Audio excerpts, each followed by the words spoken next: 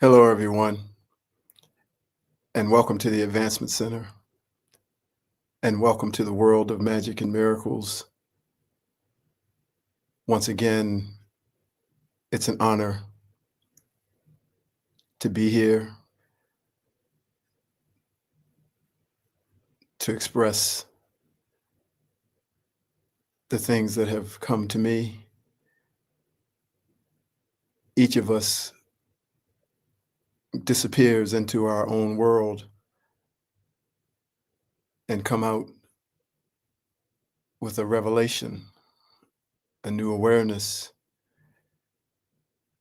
It's that place in the silence, in the stillness of your own world that you're able to create a new world. And it allows you to see yourself, to see who you really are, to enjoy your life, to enjoy your magic, your brilliance. So whenever that happens for each one, it's truly a gift to disappear from the noise and the energy that can pull you along into the physical world, even though you might not want to go. So in that time that I'm away, I'm home and things come to me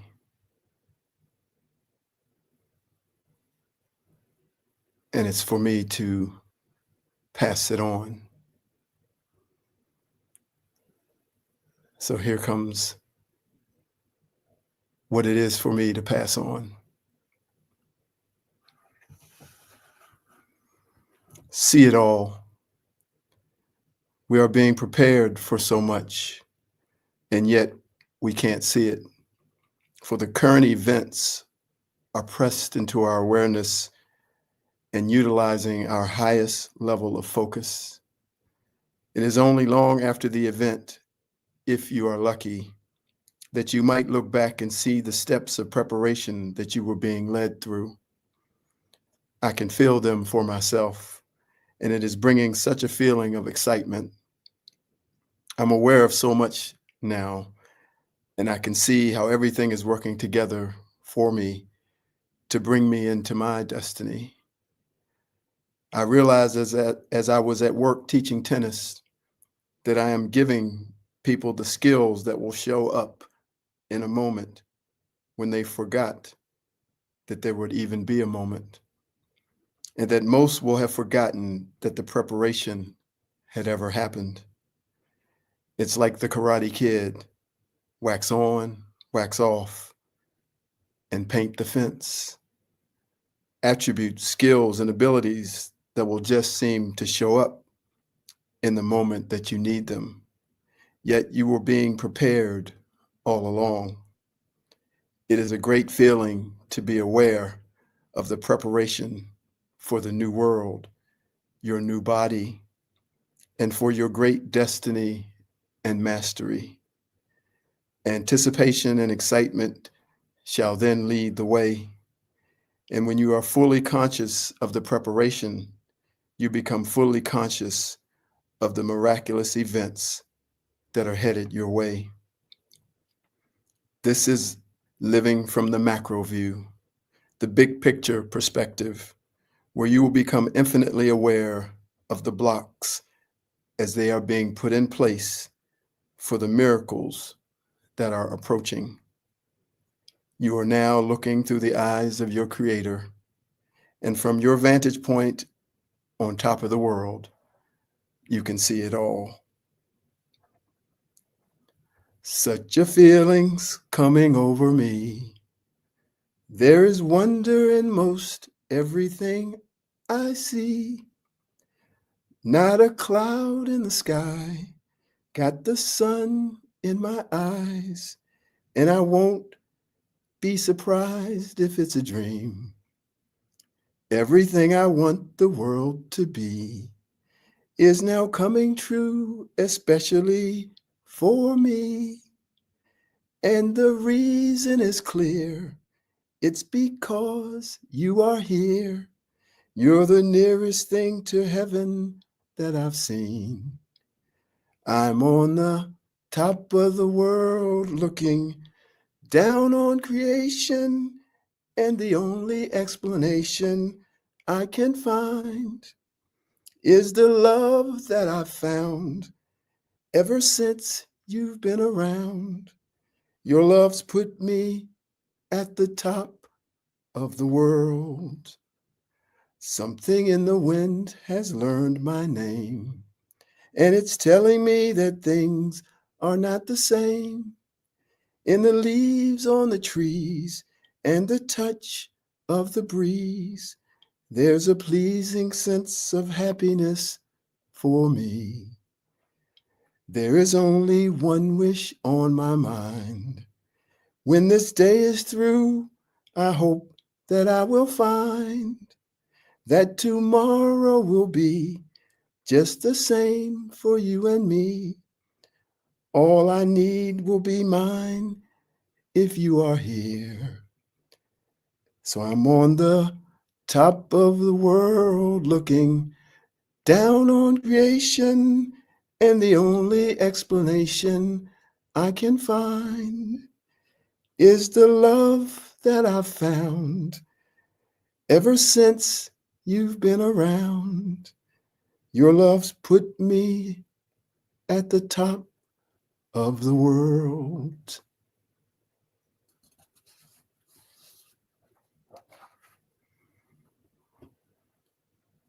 The moment.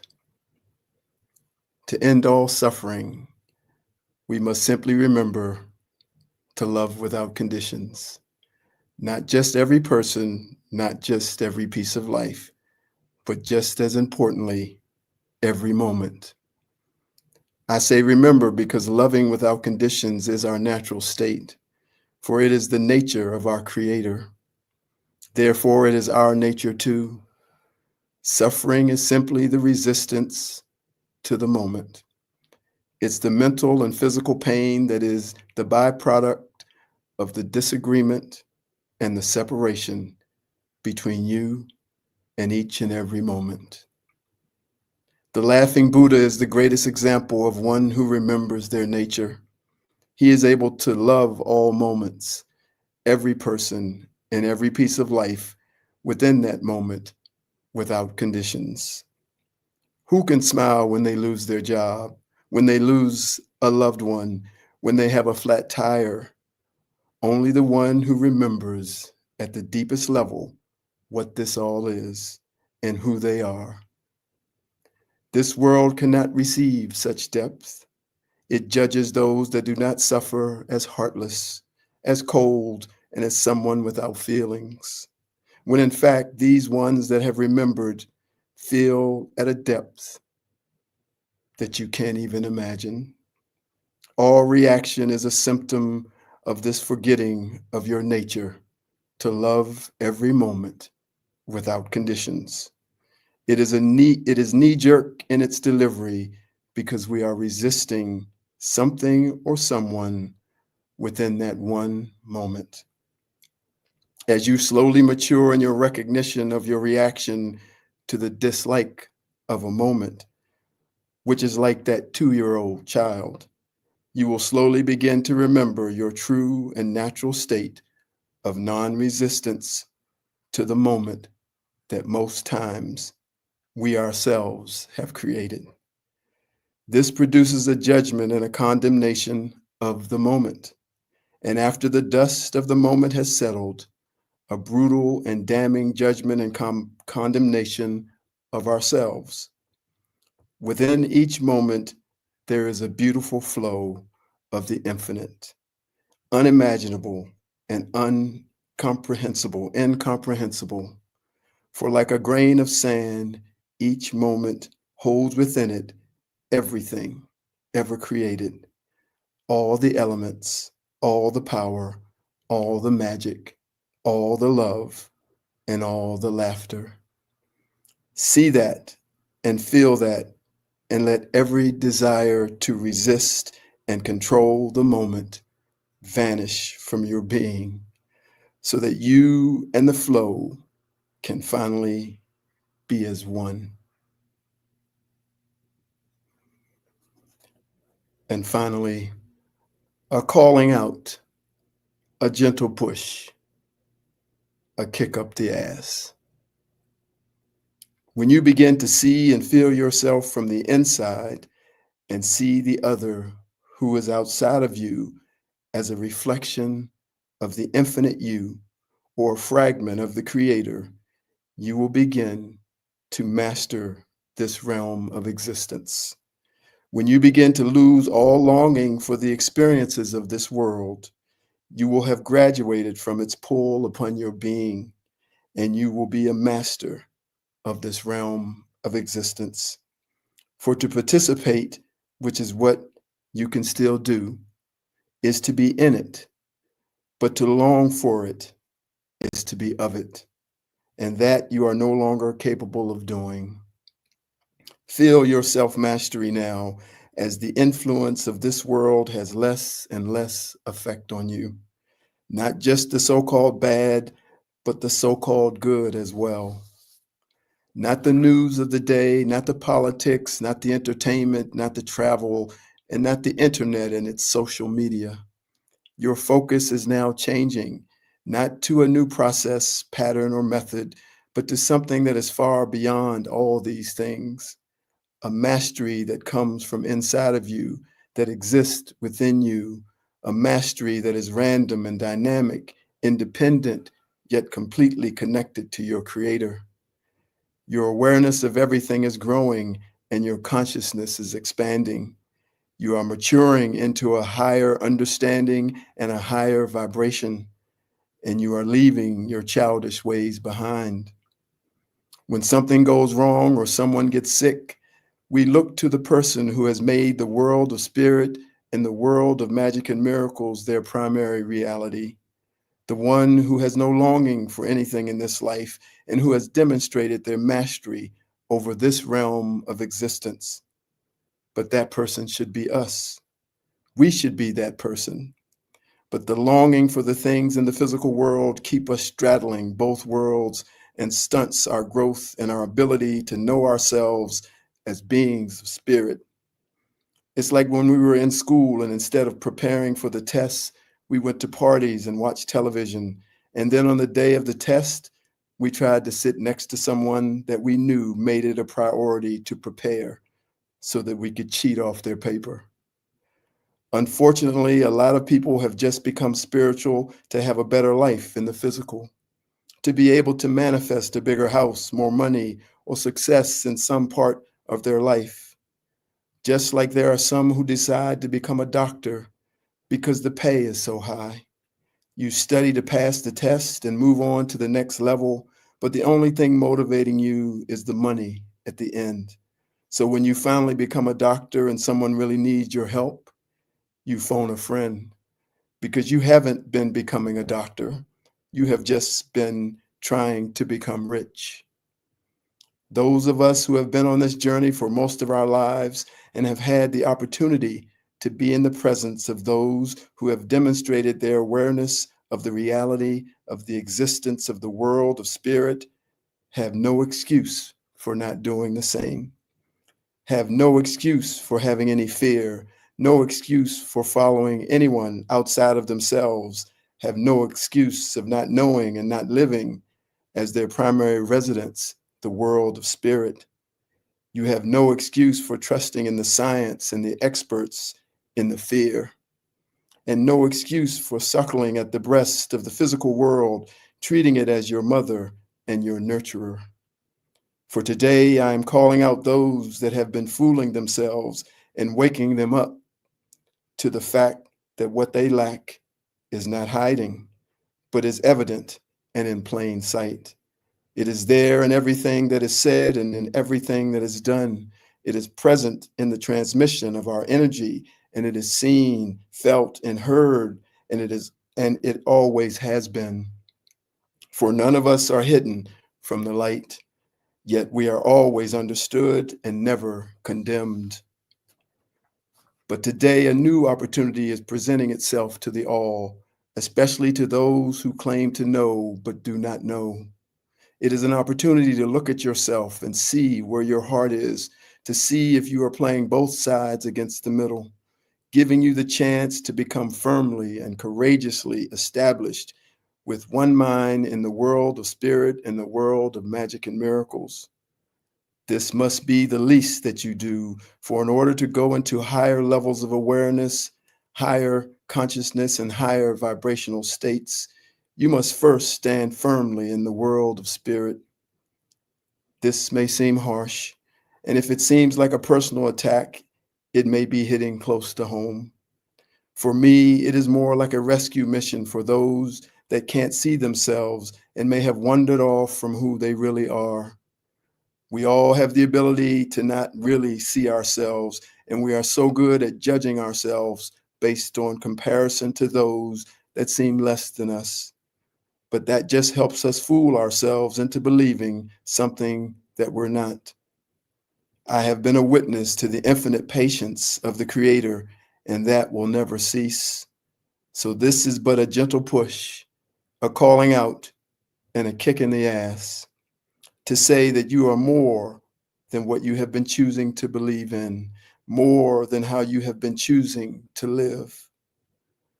All this just came to me out of nowhere, as most of my writings do, and the feeling is very strong that I have done this sort of thing in other lifetimes. It's like John the Baptist saying to everyone, repent, repent, for the kingdom of heaven is at hand.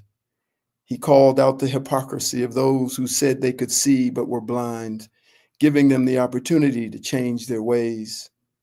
So if you fear anything that this world tells you to fear, you have forgotten who you are, lost your way, and are traveling the road of hypocrisy, saying, I know who I am, I know, and live in the world of spirit, in the world of magic and miracles, when in fact you don't.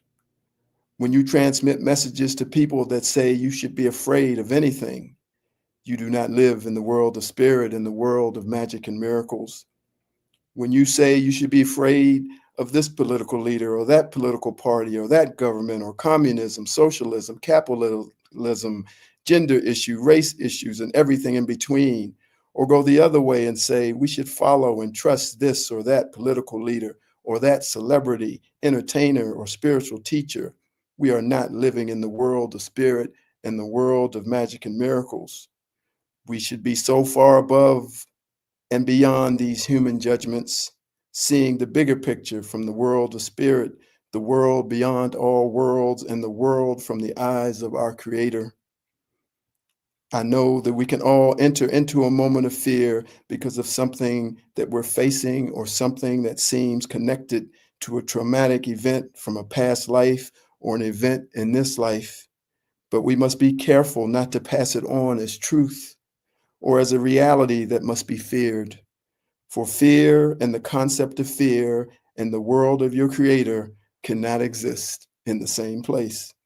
So you must let it go and not transmit it as truth, because your belief in fear affects the whole collective of humanity, just as your fearlessness and knowing of the world of your Creator and the world of magic and miracles also affects the collective of humanity.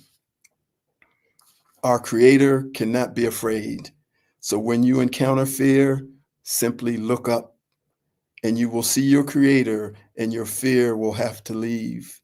Even in your darkest moments where death seems imminent, look up and the peace that is always yours will greet you once again. You will in that moment feel your divinity and eternality, for you will feel the you that is behind the physical you and the body that is its vessel.